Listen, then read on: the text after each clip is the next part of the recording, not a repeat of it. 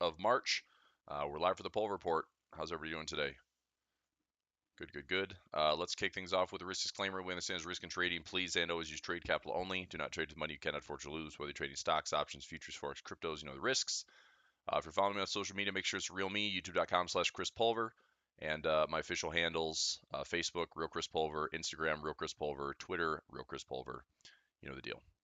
All right, let's get into charts. Currency strength chart first and foremost. We got some breakouts to the downside and upside. CAD weak, JPY strong. Looking at the markets this morning, it's officially opening bell. So let's have a look. Tesla opened up 194. The SPY opened up slightly higher, slight gap higher. We do have a monthly pivot sitting around 402. I'm going to set a chart alarm there. 402.75. 402.75. 402.75, that would be a monthly pivot. So if we can get the bulls to wake up a little bit, maybe smell some smelling salt, 402.75 is doable. I will probably take some short positions in that zone though. If we hit 402 to 405, I'm still looking for some bear call spreads to stay slightly bearish through, well, pretty much through May and June. I think the first half of the year is going to be a little bit sluggish. We have materials running up. CLF is a credit spread that we have going this week for equities on demand. 22.50 and change. I got a covered call at 25. That means that X is in good shape as well. At 31, we have 28 by 27 credit spreads. Alcoa, excuse me. Alcoa had a nice day yesterday. We have a 52 by 51, also looking at full profit. So this is good stuff. FCX is a copper play, looking for some full profit. We've got a couple weeks, but it's a 44 by 43.50. We're going to see if we can get back up towards, I'll put a chart alarm here at $44. See if we can get across there for the sell put level. And see if CLF can stay above. So trading at 22.41. We might look at some profit this morning in equities on demand. If we can manage it, we should be in some profit on that 50-cent credit spread. I have some covered calls that are pretty important this week. Uber at 33. We're at 34.20. I may look at another roll if it's worth it. Just depends. Maybe rolling it out another week to the 33 and see if I can grab another 30, 40, 50 cents to lower my cost basis. Tesla, I have covered calls at 192.50 and 195. I think what I'm going to do for next week is look at something deeper in the money, like a 185 or 180, and see if I can collect an extra $3, $4, $5 of credit and just increase my probability of getting the stock called away in the next week or so. Next week is going to be the 10th expiration. Then we have the big monthly expiration on the 17th of March. So let me log into YouTube, say hi to everybody. Hopefully we're doing well. We've had a busy week. I'm going to check and see how the robots have been doing as well to wrap things up. All right. So, a nice little turnout today. Good stuff. Good morning, Catherine. FK, good morning. Brad, good morning. Linda, good morning. What's happening? David, Chris, Nazar, and Donna, good morning. Paul, Milan, Dargis, Everett, Ranjit, Jason, what's happening? TGIF. Hey, Denise, how are you? Good morning, good morning. Nice to see everybody. Happy Friday. Morning, Gary. All right, off we go.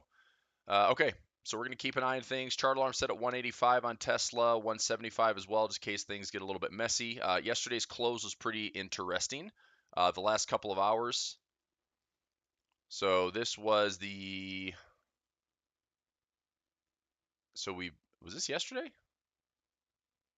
Yeah, I guess it was. So a big gap lower yesterday. We just pretty much spent the entire day fighting back. So found that fairly interesting. There's still some gaps in here to fill. There's that monthly pivot. So maybe that's a nice little target for the bulls today to keep things in check, but watching everything very closely. So yeah, that's a little bit of that action. Like I said, currency strength chart this morning. Taking a look at things. We've had some good profits rolling in this week. Let me check and see how the robots have been doing. I'll pull up my MyFix book trackers. So Perfect Storm and Perfect Storm Pro.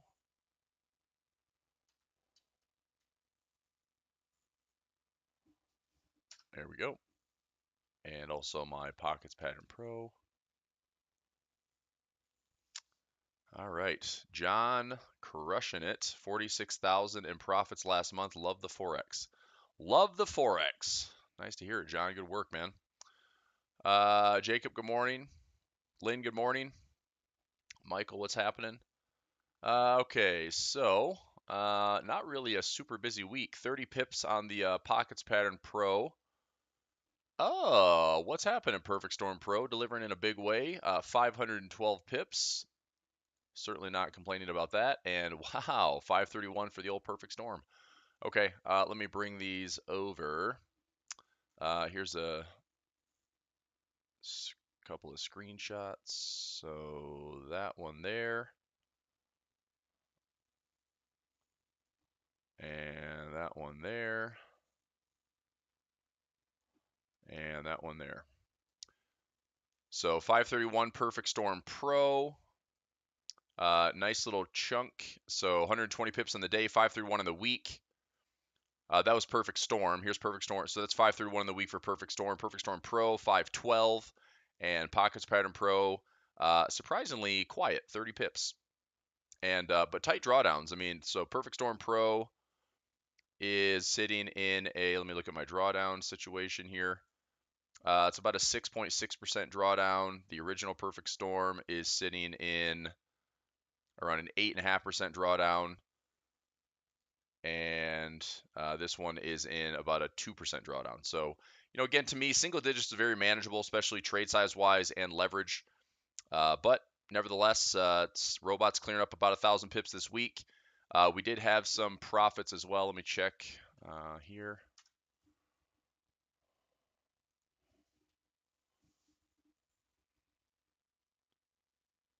Let's see.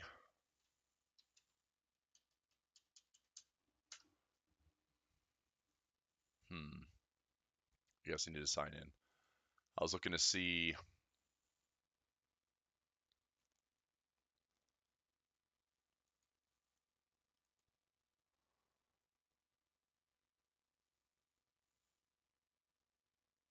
Yep. Okay. We did close some profits early this week. When we started actually this YouTube session on Monday, here's my new flex stock. And we closed up some trades on Aussie dollar short, Euro dollar short. Those are some nice wins.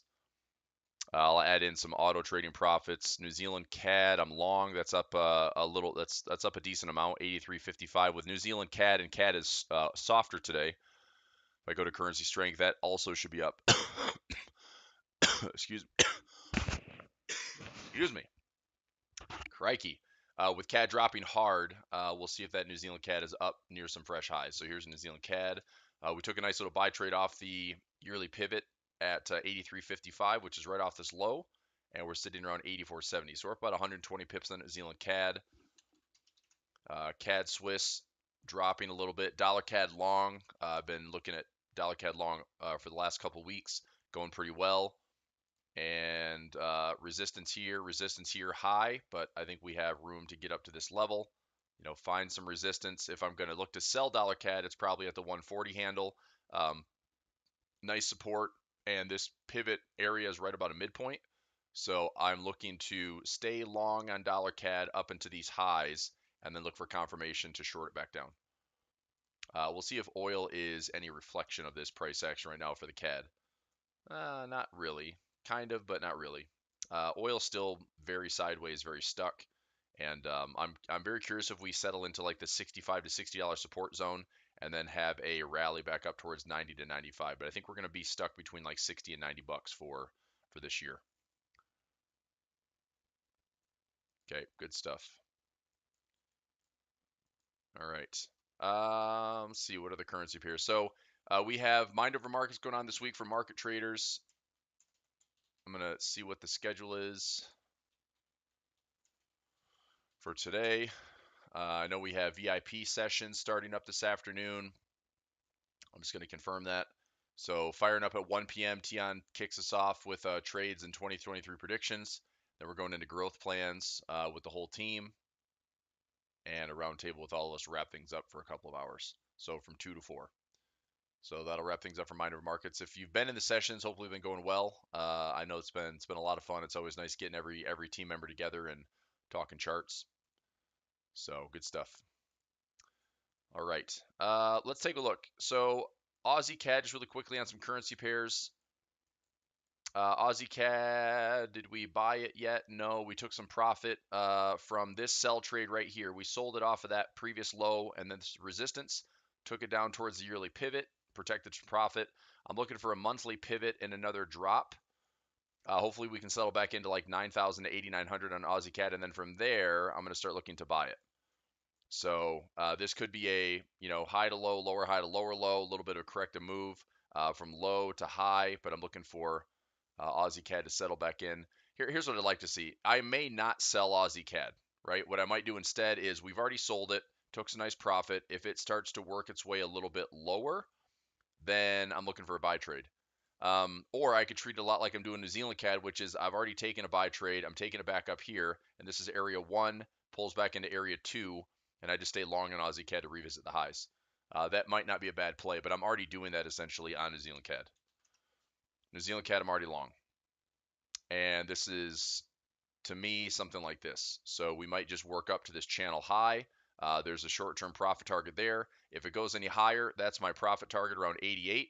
If we pull back again, I'm still willing to level in. There's level 1, Fibonacci levels 2 and 3, and I'm still looking for a bigger move to the upside in New Zealand CAD. So let's couple those pairs. Euro Swiss is trading at 99.59. A little bit of a pullback, hasn't quite broken the highs at 1.01. Watching some pivots, watching some movement. Hopefully we see some Swiss franc weakness coming into this pre-summer push through middle or late March. Aussie Swiss, just going to hang tough on this one, and hopefully this is a bit of a falling wedge right here. Something like that pushes it up higher. If this is a crown pattern, that would be lovely to push up towards this high. There's also a nice little breakout pocket between 68 and 69. So I like Aussie Swiss long, also positive swap. Yen pair staying out of Aussie New Zealand. We had a big bounce off this 108 handle. I'm just going to hold off on this one. If this is a pullback and another drop, great. There's a nice pivot cluster to go after. That would be a target for me. So what I'd like to see, honestly, is if we push a little bit lower on the Aussie New Zealand and we still have a nice little pivot cluster, then I'll start looking for confirmation to buy it nice and low and take it back up. So if we get a setup on it, I certainly like this currency pair a lot. It's one of my favorite technicals of all the Forex pairs, but it just takes a quality setup, and right now I don't quite have one. Aussie dollar, still looking for some dollar strength to settle back in. If there's a pullback, maybe another push. But if we settle into this zone, I'm looking for Aussie dollar to rally.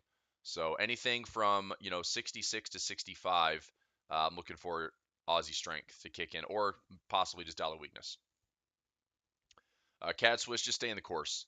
We get a break above 69.30. I'm long, and I'm looking to add long. I'm already currently long at 68 and just holding. Yen cross to stay out of. Euro Aussie, looking for a rejection up here around this 59.50 to 6,000 zone. There's also a nice little pivot cluster to trade back to. So if we get rejected up here, I'm looking for confirmation to sell it back down. There's a nice little pivot cluster there around 56. So that's my only trade right now in Euro Aussie is if we reject off these highs, then I'm going after that pivot cluster and possibly support. But I want to see confirmation at the highs. Right? Other option is if it pulls back to the pivot cluster, then we might look at a long to take it up towards 59 or 1.60. So we still have some opportunities to look at next week on Euro Aussie. Euro CAD, sideways at the moment. This could be a head and shoulders trade where you can see equal lows. See equal lows right here. So left shoulder, head to neckline, right shoulder. It may be a right shoulder, okay, or it might just be a range. We could have equal highs. We could have equal lows as to come all the way back to 46, 46.50, and then we drop back down towards 4,200. So I'll be watching that one for a better setup. We already took profit on this one. We sold it at the highs at 46, took it back down to the lows, and that was a nice trade. Now we're waiting for a second setup, which may be another revisit of the highs, take it back down to the lows. Euro Swiss we just did. Euro Pound I'm staying out of for right now. It's pretty messy. Yen pair staying out of. Euro New Zealand waiting. Okay, if Euro New Zealand is going to set up something like this, if it breaks this trend line, I think we sell back off to 6,700 or so. But it's so far a pretty interesting setup. I don't like it. With the big turn we had this week with Kiwi strength, I'm going to hold off on any type of positioning against it. So if the New Zealand dollar shows some strength, I think that's a good looking trade, but confirmation needed. Euro dollar, we're sitting at 106. We took some profit here from a 108 sell all the way down to 105.50, and now we're waiting. So if it's a high to low and we have a pullback in here, we might have another push lower that takes out this low. So if we pull back towards the monthly pivot, which is around 107, we could look for a sell trade between 107 and 108. So 107 to 108, I'm looking for that to be a resistance zone and take the euro down a little bit more. That would be targeting this area down here, which is around 102. I'd be happy with 102, but now that we've hit parity and taken it out, maybe that's the bigger target to the downside. And we can also just measure this. If this is high to low, pull back, and we go to like a 127 or a 1618, we can see where that extension leads us, which might be back towards parity at 1.00. Okay, pound crosses. Pound Aussie potential range. Resistance highs around 8,200. So we could be bouncing off this pivot going into some strength next week to hit these highs. I think that's a possibility going into next week. But at this level, trapping those bullish profits and then looking to see if we retreat. We had some good selling opportunities at that resistance, right around 1.82. Pound CAD. Going to stay out of it right now, but if we can revisit, let me draw this. If we can revisit this high, that's around 1.68. Looking for resistance to hold, look for confirmation to sell. So either looking to buy it low, looking to sell it high, not trading pound CAD in the middle. Pound Swiss, 1257. I mean, this would be nice to see something like this eventually break out, right? After having that flash crash in September, October of last year, if we can have this overall move as a swing, and let's say this is, let's say that this is wave one, all this is corrective wave two, and then when it's done, we're looking for a push for wave three. That's what I'd like to see. So if that is the case, my target's set to 1.20 or higher. That would come all the way back to this breakout point, possibly this yearly pivot, and previous high around 1.24. But again, all I have to do is measure the move, right? We go, Fibonacci takes me to 1.1988. So I could round that to 1.20 essentially. Okay, pound yen, nothing right now. Pound New Zealand also waiting. It was looking like, oh, okay, New Zealand dollar weakness, but it turned very sharply and aggressively this week. So I'm going to hold off on pound New Zealand. Pound dollar, I was telling traders to protect your profit because we're coming back into this major support. I think that was a pretty good idea to protect it around 1.19 or 1.20. We might, I didn't draw that very well. We might have a little bit of a squeeze coming where this pushes right back up towards 1.24. So a possible range trade in the pound US dollar, we can take a look at that one next week. New Zealand CAD, I'm long. New Zealand Swiss, I'm long. Hopefully we'll see this neckline break at some point, which would be way up here, and a big bullish trade. So left shoulder, head to neckline, little consolidation. If we can hold the integrity of this right shoulder and then break it, this looks great for a buy trade. That's New Zealand Swiss, New Zealand yen, staying out of for right now. New Zealand dollar. This one's a bit of a toss-up. We might see this one leak a little bit lower, and there's still some opportunity to be short. But if we get a convincing move back into this range, I think we head back up to these range highs. So again, this could be a crown pattern to the upside, left tip, center tip. If this is setting up for some consolidation, I don't know, we might have some dollar weakness, which would seem counterintuitive considering the Fed is going to be one of the more, hawkish banks. And again, the Fed could surprise the market. I hope they don't. I think it's pretty straightforward if they just do 25 basis points hikes from February, March, May, and June. That's what they're saying. But you have to think about this. If the Fed does the following, so if we do, that's a little bit large.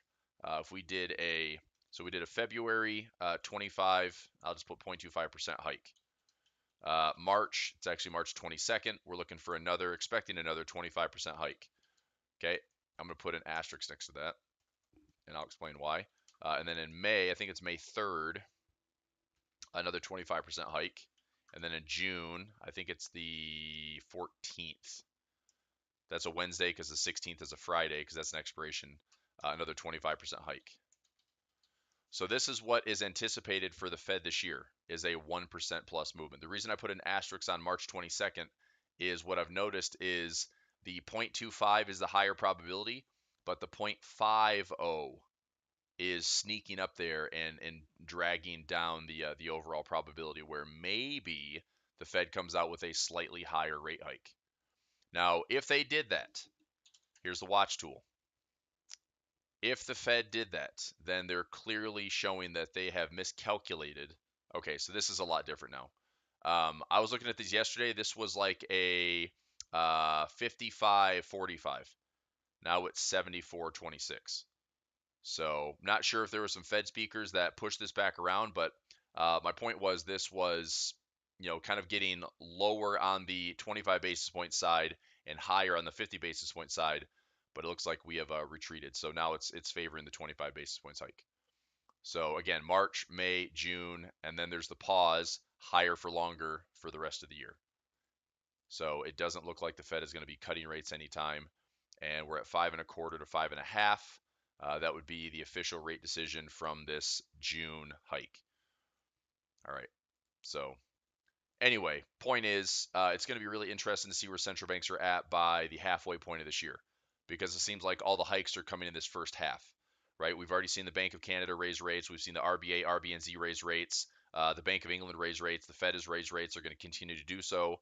Who am I missing out? The ECB is at 3%. They're likely going to raise another 50 to 100 basis points in the next 3 months or so.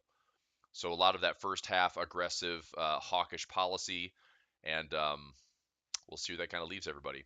And if they're starting to backpedal, I don't know if there's going to be rate cuts by the end of the year, but probably not until inflation is a little bit more under control. Dollar CAD I like long. Dollar Swiss I like long. Dollar yen follow the alignments I like long up to 139 to 140. Dollar Sing's at 34.61. Let's see if we can take out these highs. It's 35 and change. 35.25 highs. I like it. And I've got some breakout trades, and I also have some pivots. So I have a buy trade down here at the pivot, and I have a breakout trade going towards that yearly pivot. So I'm going to keep surrounding this one. I think I have 5 positions in, and I'm going to try to build it up to 10 to take my profit at this pivot cluster and this pocket. That's the dollar Singapore. Okay, so that covers our forex side of things. Let's go oil. We took a look. It's not really exciting. It's still pretty choppy, but it's also dragging materials up. If we look at I can just look at some material stocks. CLF trading at 22.40. United States Steel trading at 30.96. FCX is a copper play. That's Freeport McMoran. That's trading at 43. If we go to actual copper futures at 4.09. We take a look at silver. SLV is trading at 19.19.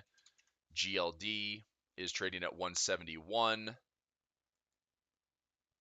So there's some interesting stuff. The dollar index at 104. I think a pullback is possibly due. I mean, we're looking at this area. This could be a nice little bullish head and shoulders, and the dollar is, either one, going to continue to work higher, and this could become a crown pattern and still look for a pullback. But I would not necessarily be shorting the dollar right now. I think the dollar is still due for some strength. Even if we have some dips and pullbacks, I still like dollar strength into this pivot cluster and pocket. And just looking for some good efficiency. There's a high, there's a low. Why not pull back to a decent level, right? So if we can find equilibrium on the dollar, that's about the halfway point. If we have a range, this could be a high, this could be a low. If the Fed really takes off and gets super aggressive and the market leans on safe haven, then maybe the dollar flows when we revisit these highs. Not sure yet, but between this area and if the trend continues, then certainly retesting highs. But I think dollar strength is going to prevail for the next couple of months as the market continues to digest this Fed stuff. Okay, Jacob up 3,200 pips on manual trades. That's good, man. That is good. Okay, Bitcoin. Well, there's a drop. So this is what I've been looking for. Either one, we settle back into 20,000 for a buy opportunity, or this, excuse me, or this is a potential 3 drive pattern. 1, 2, 3, 4. This better pick itself up quick to go to a 5. And that 5 might stretch to that yearly pivot, but that would be a potential reversal. So I'd almost rather see Bitcoin go aggressively bearish and find this 20K mark and then get picked back up. Lots of support, lots of support, lots of support right around 20,000. So that would be a potential buying opportunity on Bitcoin. 20, 17.5, 15K. Those are all levels I would dollar cost average in. But again, patience required and kind of a long-term outlook and risk capital. Ethereum, same. We're getting a deep pullback on it right now. So interesting. SPY is up. Hopefully that's dragging everything with it. Tesla is up 196. Let's go, Tesla. So I've got some pretty nice profits potentially rolling in here. I think I've shared it for the week. I did some extra work on covered calls. Just going to crunch the numbers here. So Uber is another one. Uber, I might look at a roll. We're at 34.08. I've got a $33 covered call, but I've drilled my cost down to like 29 bucks. Let me crunch the numbers here. I should have some nice profit on both of these. So Tesla, and I know we have a couple minutes before I start my equities on demand class. Which, by the way, if I have anybody that's in this session or anybody watching this recording, if you're interested in, let's see if I can go direct link. Let's see here. Let's see, EOD. There we go. Let me see if I can find it.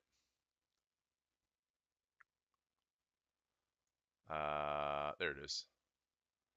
So if anybody's interested in any of my trading rooms, the Flex Trading Room, it's easy to get to pulverreport.com. I hate that picture. Systems, trading rooms, and then we have the Flex Trading Room, equities on demand.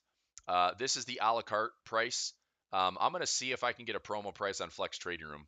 A lot of the trading room time, if you buy a continued education course like my Masterflex course, you buy a Perfect Storm, or you buy a Right Trader, you buy any of my systems, typically it comes equipped with a 1 to 3 month access to my trading room. But I have a promo running right now. I have well over 1,000 people in my Flex Trading Room, and I have about 300 in my Equities on Demand. So I'm trying to even that out. I'm happy to teach people how to equip their stocks and options game for better trading and better survival. Options is a great way to trade the market, and it is pretty darn profitable. It's like playing chess, and I think it's awesome to protect your bottom line. It's great to play both sides of the market, be pretty market neutral, and you can take bull trades, bear trades, sideways. You can collect premiums. There's all sorts of crazy stuff you can do, but it's a lot of great trading. So anyway, I have a. Let me check, make sure this link is accurate.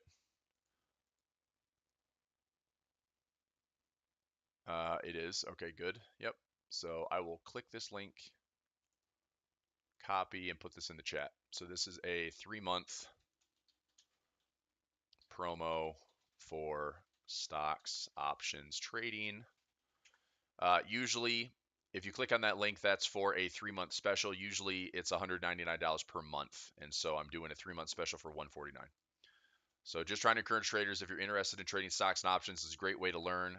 My Equities on Demand class, we're live Monday through Friday. Every day we're live at 10 a.m. Okay. So anyway, I was just going to crunch some numbers on Tesla. My break even is 173.90. So I'm pretty excited about this. We can save of 192.50 today. 192.50 minus 173.90. And 600 shares. That's profit potential today on Tesla. And then on Uber, if we get called away at 33, 29.64 minus 33 times my shares, that's my profit there. So plus whatever it is, it's, oops. So you have 87.36 plus about 11,000. So that's a pretty good chunk of profit for the last couple of weeks of working some covered calls. I've increased that profit potential by probably, probably $5,000 just by using covered calls. So pretty good stuff. All right. PAP. Is that Price Action Pro there? Altitude? Market Structure Trading Bot. Price Action Pro is a robot you can do a lot of stuff with. You can set it up where, if you wanted to, if you want to, for just example, let's just say this is it's a currency robot. So if this is a forex pair, and you want to set the robot up to say, okay, hey, if price breaks above this level on a certain time frame, start taking trades. Once I'm in that trade, I can add continuation trades. I can add pullback trades. I can set my stop loss. I'm going to take profit, use trailing stop losses. You can set trend lines. You can do all sorts of great stuff with that robot. So Price Action Pro is an awesome robot. Yes. Yep. So yeah, good stuff. Okay. Hey, it's 10 o'clock. I'm going to wrap things up here for the YouTube session and switch gears to stocks and options, and maybe take a swig of coffee before I go. How's everybody doing? We good? We had a good week. John, congratulations on awesome pips this week. Jacob, same to you. We ended up grabbing over 1,000 pips on some robots, which I'm not complaining about. Perfect Storm cleaned up. Perfect Storm Pro, respectively, each one closed out over 500 pips. Little pockets pattern, which usually is pretty solid for a couple hundred pips. Only did 30 this week, but drawdown's also super tight, so we might just be sitting in some open positions, which is not a big deal. And then on Flex, we protected profit on Aussie CAD, Aussie dollar, and Euro dollar, and that should have helped us total out another 694 pips for the week. And actually, yeah, right there, actually more. So about 914 pips on those crosses. And we still have trades running. My dollar sing is in great shape to the upside. My New Zealand CAD is looking good. And we actually, this is a cancel. We canceled. Cancel. We will revisit. I meant to cancel that trade for Aussie New Zealand. So it's going to go yellow right there. So all in all, been a pretty good week, and I'll wrap it up there. I'll see you on Monday. More business as usual from the YouTube channel.